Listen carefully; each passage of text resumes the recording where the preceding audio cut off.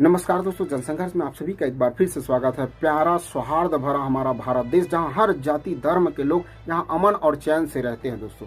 लेकिन कुछ समय से यह नफरत का पुलिंदा बनता जा रहा है दोस्तों। नफरत का बाजार गुब्बारा बनता जा रहा है, क्योंकि कुछ लोगों की राजनीतिक फायदे के लिए समाज को इस कदर बांटा जा रहा है दोस्तों। अभी 14 मुस्लिम युवकों ने वाराणसी के गंगा नदी पर बोट किराए पर लेकर इफ्तियार पार्टी रखी दोस्तों। अब वहाँ पर नॉनवेज वगैरह बनाए होंगे, उनका वेस्टेज नदी में फेंक दिया। तो कुछ लोगों की जो भावनाएं हैं इस कदर आहत हुई दोस्तों कि उन लोगों के ऊपर एफआईआर दर्ज हो गई।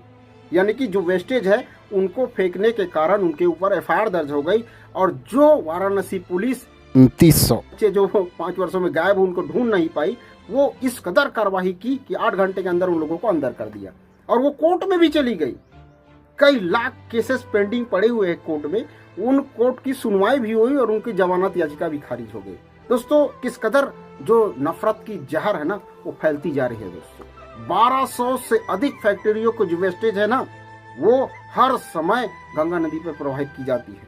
1200 से अधिक फैक्ट्रियों का 400 MLD यानी कि उनका जो कचरा है वो गंगा नदी पर जाकर प्रदूषित करती है।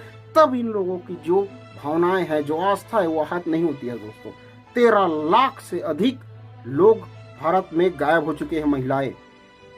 तब इन लोगों की आस्था ठेस नहीं पहुंचती है दोस्तों। लेकिन मुसलमान जहां दिखेंगे ना वहां पर ये लोग जरूर, इनकी आस्था को ठेस पहुंचती है, इनकी जो भावना है आहत हो जाती है दोस्तों। गाय के नाम पर अब तक 114 में से 68 तो वाराणसी में यानी कि उत्तर प्रदेश में हो गए। और सबसे ज्यादा बूचड़ खाने यानी कि 58, जिसकी संख्या 58 है, वो सबसे ज्यादा उत्तर प्रदेश में है दोस्तों।